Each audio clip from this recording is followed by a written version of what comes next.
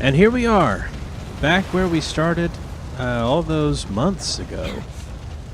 The beginning of Bioshock. I've come back to walk through this opening bit just to kind of talk about my thoughts and opinions on the game.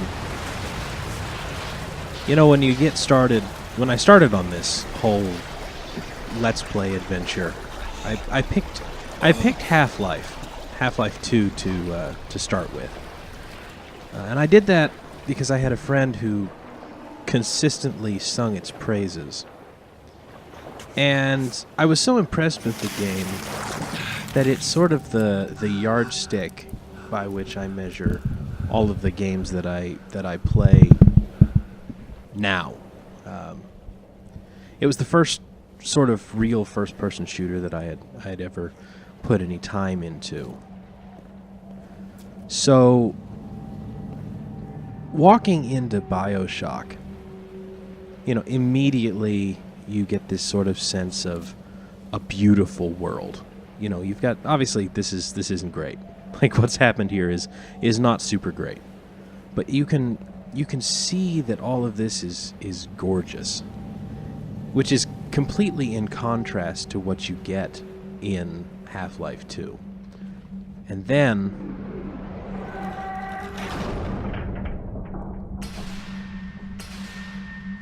Andrew Ryan. You know, I was impressed by the game, obviously.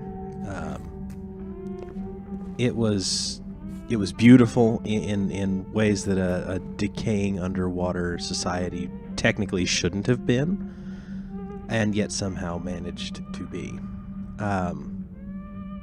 I have to admit, I was impressed by the story. Just sort of all of the ins and outs and the inner workings and the comings and goings. They all sort of fit together, and I kind of liked how they fit together. They seemed to... Nothing seemed totally implausible. But I did notice just the strict differences in the gameplay styles. Well, in just the games themselves. Between Half-Life 2 and Bioshock. You know, Half-Life 2, Valve created a physics engine, and they made you use it, which means a lot of very interesting puzzles and stuff, and some puzzles that didn't make a whole lot of sense in context, but the gameplay was exceptional. I liked the way that Gordon moved, I liked the way the weapons worked, I liked all of that. Bioshock,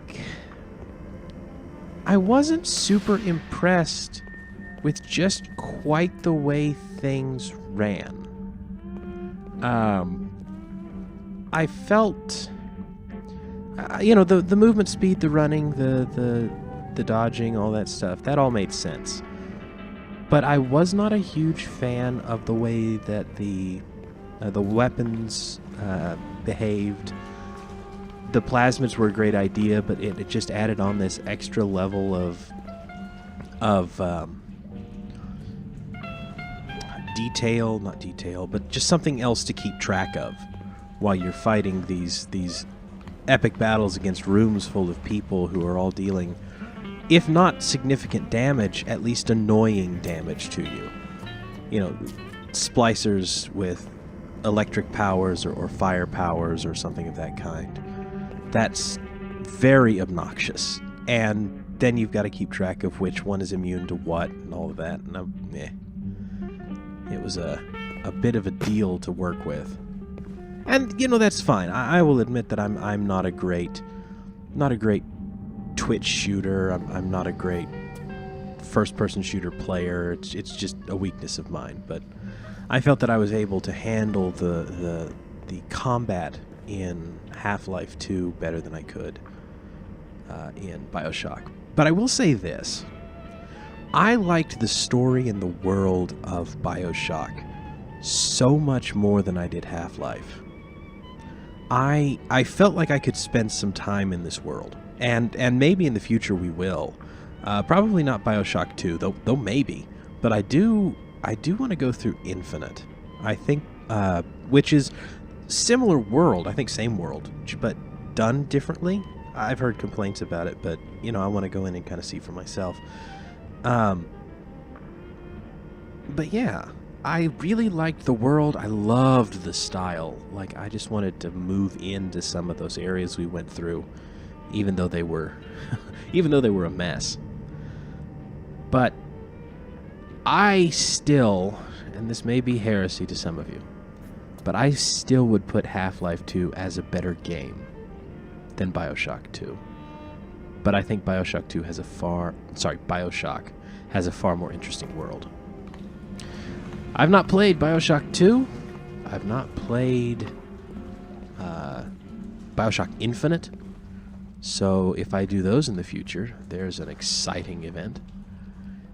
And a new experience for me. I'm very glad that I went through this with you, and I appreciate you going through it with me. Coming up next is probably some very interesting changes to the channel. Just mild ones. I'm going to try to add another series, so maybe have something on Tuesday and a different thing on Thursday, or maybe something on Wednesday. Well, we'll see. But I believe that I have decided on the next game that I will be doing next week, and we'll have to see what that is.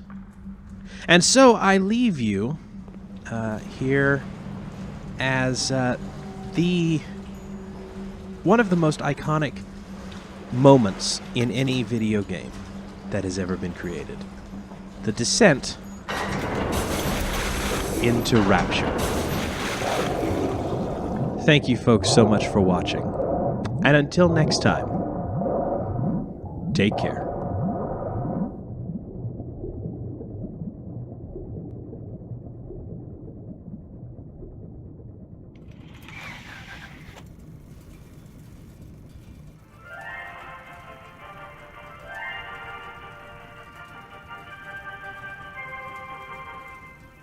I am Andrew Ryan, and I'm here to ask you a question. Is a man not entitled to the sweat of his brow? No, says the man in Washington, it belongs to the poor. No, says the man in the Vatican, it belongs to God. No, says the man in Moscow, it belongs to everyone. I rejected those answers. Instead, I chose something different. I chose the impossible. I chose Rapture. A city where the artist would not fear the censor, where the scientist would not be bound by petty morality, where the great would not be constrained by the small. And with the sweat of your brow, Rapture can become your city as well.